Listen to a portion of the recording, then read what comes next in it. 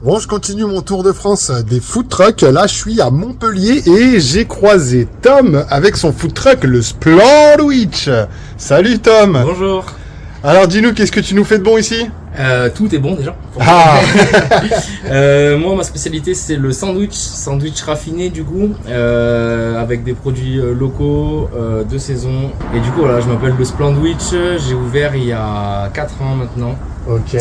Sur Montpellier du coup. Après voilà, je fais un peu toute la zone autour sur de l'événementiel et des privatisations et les entreprises. Et donc ici, on est au milieu d'une zone industrielle un peu. Donc c'est ton emplacement du mercredi, c'est ça? C'est ça, ouais. Tous les mercredis, je reviens ici.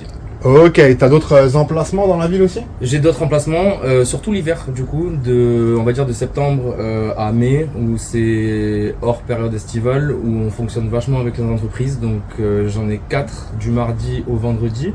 Donc chaque mardi je reviens sur une entreprise, le mercredi de même.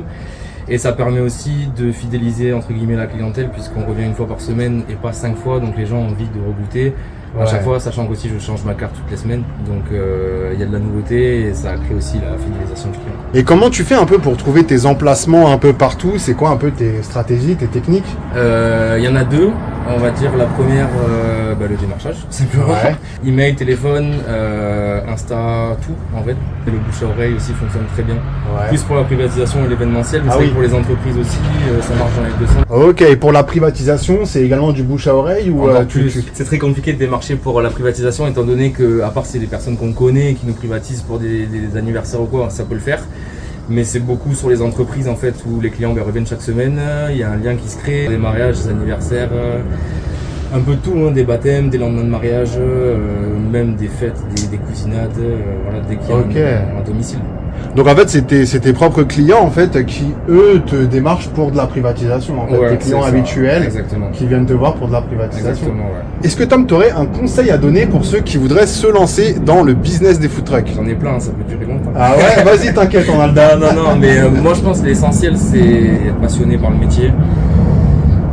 Parce que beaucoup de gens veulent créer un food truck en pensant que on gagne beaucoup d'argent et qu'il n'y a pas beaucoup de travail, mais il y a beaucoup de logistique à maintenir en place, de la comptabilité, de l'administratif, de la relation client. Et en fait, le métier d'entrepreneur, quand on n'est pas cuisinier, il est différent.